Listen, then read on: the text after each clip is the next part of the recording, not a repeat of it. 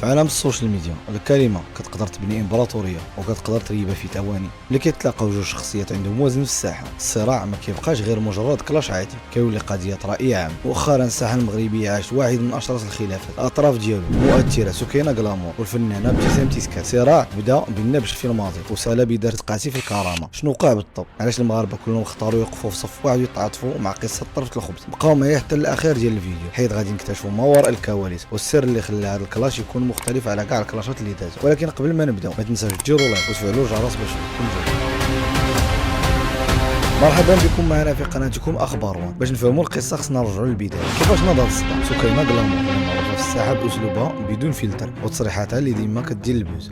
خرجت فيديوهات وتصريحات كتلمح للماضي ديال ابتسام تيسكات. غلامور استعملت عبارات فهم منها الجمهور المغربي انها كتحاول تحرج ابتسام، بحال الا كتقول لها انا كنعرف حقيقتك وتنعرف منين جيتي قبل ما تولي هاد النجمه المشهوره. في عالم الشهره النبش في بدايه الفنان او ظروف البسيطه قبل ما يوصل كتعتبر ضربه تحت الحزام. بنت بائعه الخبز. كانت هاد العباره هي الكلمه المفتاحيه اللي استعملتها غلامور مرارا وتكرارا في المنشورات للتقليل شان ابتسام تيسكات. ركزت غلامور على فكره ان ابتسام تيسكات لم تكن تعيش حياه الرفاهيه، وقالت ما معناه اننا كنا كنعرفوا فاش كنتي في الحومه الوالده ديالك كان كتبيع الخبز باش تعيشوا، ودابا وليتي دايره فيها فنانه وكتكبري علينا. الجمهور اعتبر التصريحات فيها نوع من الاستهلاء والتقليل بوجود انسانه بدات من الصفر باش تبني راسها، وهنا الكل كان كيتسنى الرد ديال تيسكات. واش غتنزل لمستوى الملاسنات وتولي حرب ديال المعيور في السطوريات؟ وهنا كانت المفاجاه الكبيره اللي قلبت الموازين.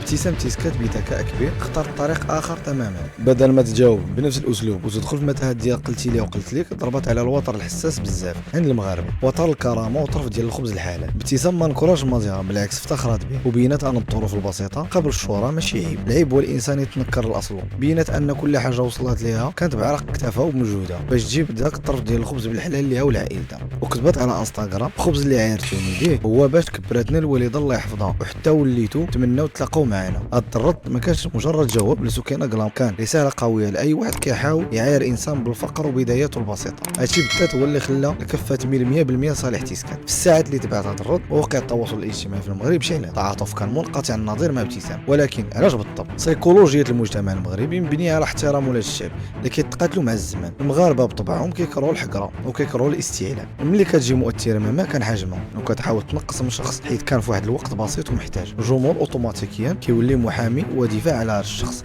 الخبز في الثقافه المغربيه ماشي غير ماكله، هو رمز للرزق والكرامه والمعاناه اليوميه. وملي ابتسام دخلت هذا الرمز في الخط حولت الصراع من كلاش فني لقضيه مبدا. الجمهور شاف في ابتسام الاخت البنت والصديقه اللي كتقاتل على راسها، وشاف في غلامور هجوم على كل واحد بدا من الصفر. الا جينا نحلوا هذه القضيه من زاويه اوسع غنلقاو بلي هذا النوع من الصراعات ماشي جديد على سكينه غلامور. السجل ديالها عامر بالكلاشات مع الفنانات والمؤثرات الاخرين. هادشي كيخلينا نطرحوا تساؤل مهم على صناعه البوز في المغرب. واش الكلاش ولا هو الطريق الاسهل باش تبقى في الطندوس؟ بعض المؤثرين كيعتقدوا ان اثاره الجدل ومهاجمه الاسماء المعروفه هي استراتيجيه لزياده المشاهدات والتفاعل، ولكن هذه الاستراتيجيه تقدر تعطي نتائج عكسيه فاش كتقيس خطوط حمراء بحال الكرامه والاصول البسيطه. هذا الخلاف عطانا درس مهم. الشهره ماشي هي شحال من متابعين عندك، الشهره الحقيقيه هي شحال ديال الاحترام كتحظى به عند الناس. ابتسام تيسكات بهدوءها ربحت احترام شريحه كبيره من المغاربه اللي ربما ما كانوش كاع كيتابعوها فنيا، ولكن ولاو كيحترموها كانسانه. في النهايه السوشيال ميديا غادي تنسى هذا الكلاش وغادي تدوز الكلاش اخر، حيت هذه هي الطبيعه ديال الانترنت. ولكن الدرس اللي غيبقى راسخ هو ان الماضي ديال الانسان عمره ما كان نقطه ضعف يتعاير بها، بل هو محطه فخر